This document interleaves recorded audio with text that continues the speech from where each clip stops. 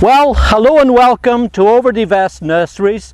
We're here in the display area. This is where we test and trial out quite a few of our plants. It's a beautiful morning in midsummer. It's a fairly toasty day. The temperatures are into the 90s, but in a way that's appropriate because today I'm going to show you a few things that you can do with your lavenders, and they love it sunny with nice warm temperatures.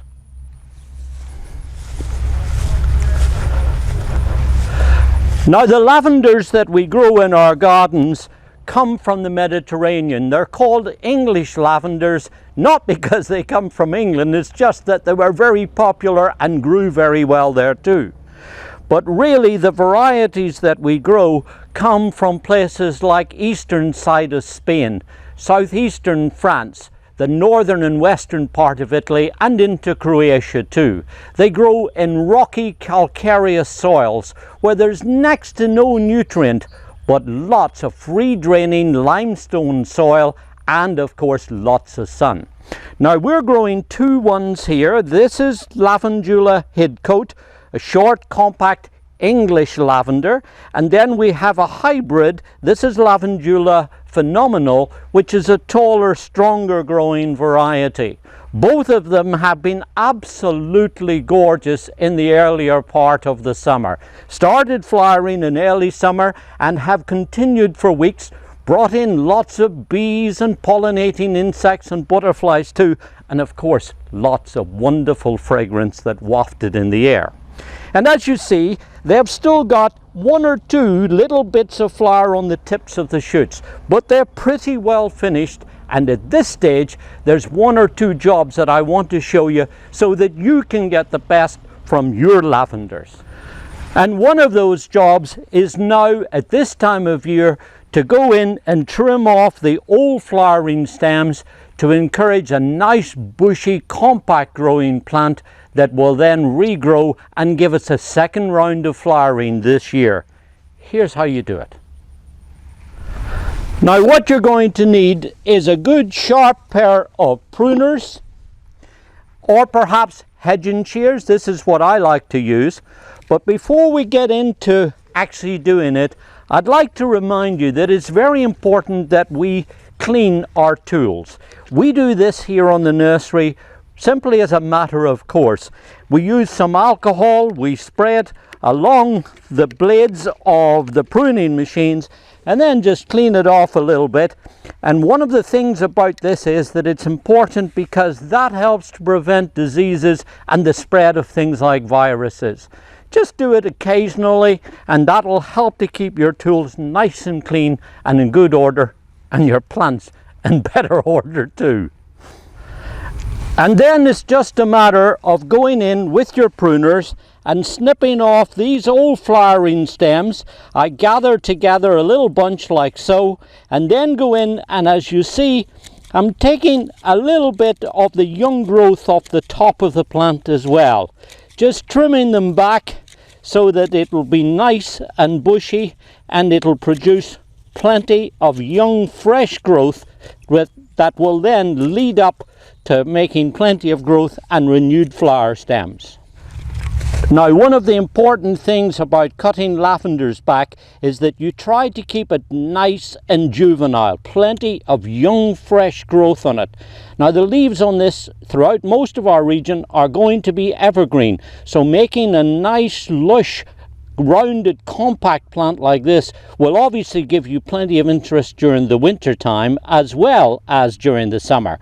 But now at this time of year, as you see, the flowers have gone over, but look at the tips here. It's growing out and making new growth, and that's why when you trim it back you take off some of that young growth too, because that encourages it to branch from lower down, and that'll make a nice tight compact cushion of foliage.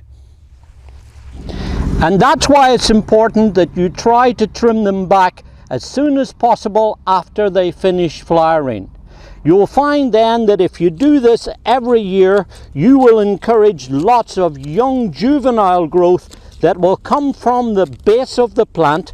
It will be nice and vigorous, obviously producing lots of growth and in turn lots of flowers, and you'll have a lovely canopy of foliage down here. Now the one thing about lavenders is that they do not sprout well from the old brown wood down in here. So keep to the young, fresh, juvenile growth at the top. That keeps them vigorous. And if you do this on an annual basis, you'll find then that you'll have lots of young, fresh, compact growing plants with lots of flowers. Here's the young growth coming up from the top. This is the stuff that you trim back like so. You see I've taken off a little bit of the top of it here. Of course, all of the old spent flowering stems, and look, nice tight canopy of foliage. Now, as you see, the pruners, or secateurs as we call them in the UK, work pretty good. But if you want to speed things up, and certainly if you have more than one plant, that's when you pull in the heavy artillery, hedge and shears, and you can really speed things up a great deal and still get the job done. As you see, what I'm doing is clipping it into a rounded mound, and that is now going to create lots of young, fresh growth that's going to come up, and this will now start flowering at the end of the summer, early part of the autumn, and it'll give us another round of gorgeous flowers. So in summary, by doing this, you're going to make your plants nice and juvenile. You're going to get repeat flowering on it. You're going to have lots of nice evergreen foliage that's going to look nice during the winter time. And your plants, because they're not going to become old woody lavenders like you sometimes see with plants that have never been trimmed, you're going to have plants that are longer lived too.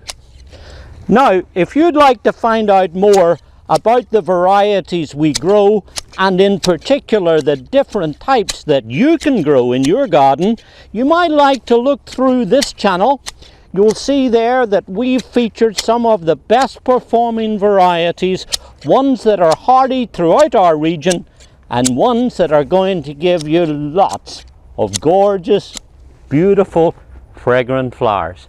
And the technique is exactly the same for the stronger growing hybrid varieties that are known as lavadins. You just go in with a hedge and shears or pruners, and like before, just clip off the old flowering heads with a little bit of the growth, making a young, juvenile, bushy plant that's going to grow out and give you lots of fresh young growth and lots of these gorgeous flowers. Now, over a period of time, you might notice that as the plants get older, they become incrementally a little bit bigger, and that's okay. You just keep lots of this young, fresh, colorful growth on here, and that of course is the way to keep them living longer, fresh and juicy, with lots of young, fresh growth and lots of these gorgeous flowers. Now, after you've collected up the trimmings, there's one more little job that I would like to remind you about. Remember how I was talking about them growing in rocky calcareous soils in nature? And that's the pH of your soil. You see, lavenders like it on the limey side, on a calcareous soil, and ideally somewhere between 6.5 and 8. If you test your soil, you'll be able to find out exactly what your pH is. Here on this soil, it's about neutral. So what would be a good idea would be, in springtime is when I usually do it, but now it'll work just as well, is to go through and give them a dressing of dolomitic limestone, just about a handful or so. Just shake it around the perimeter of where the roots are of the plants, and that will sweeten up the soil. The lavenders will love it, and then when it rains, that's going to wash in all the soluble calcium, and your lavenders are going to grow all the better for it. And then just give it a little bit of a rake, and that'll help to mix in the lime with the surrounding soil. If you're going into a prolonged dry period, it wouldn't do any harm to give them a good watering. But generally, once lavenders get established, they're able to cope with the drought conditions really remarkably well. Once they get established, when you put in a young plant, you'll find then that with their little furry leaves, they're able to withstand the sunshine and grow away and make beautiful plants. Now, you might be interested to know that the word lavender is derived from the Latin lavare, means to wash or to bathe, and in turn that led to words like lavatory and laundry, the person who does the washing. Now, the word goes back to ancient times, of course in the Mediterranean, where they had really hot, steamy summer weather. Things probably got a little aromatic when you consider that they didn't have soaps and detergents and deodorants like we have today. Probably more than just a little aromatic. Well, to cope with that, what they did is they washed out their linens and their clothes, and they laid them over the top of their lavender plants, imparted that beautiful fragrance, and made things, of course, a little bit more pleasant. So now you know what you can do with your lavender plants if things get a little on the tight side. This is David Wilson. Enjoy your gardening. It's good for us, and it's very good for our environment too.